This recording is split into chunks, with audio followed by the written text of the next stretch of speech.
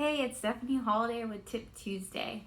Today we're going to talk about how to prepare for those fun fall activities that are available to everyone right now. So things like going to the pumpkin patch or trick-or-treating or picking apples with your family. It's a great way to get out of the house these days and still remain socially distant.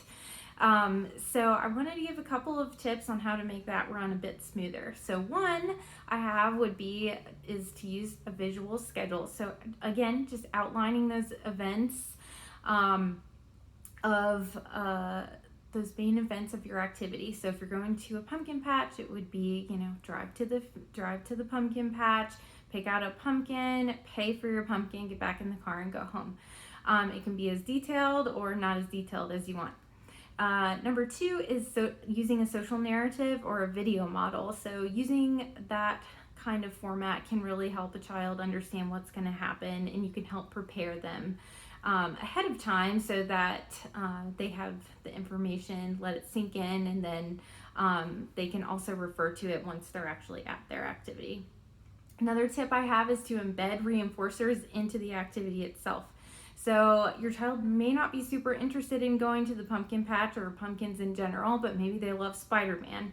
So bring Spider-Man figurines along and hide them among the pumpkins and do a scavenger hunt. So again, just pairing that new activity with something that's really fun for your child already.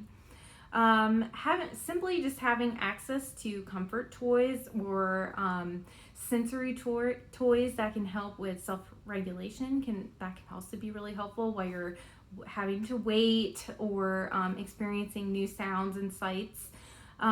Choice making embedded within the activity, also another great tip.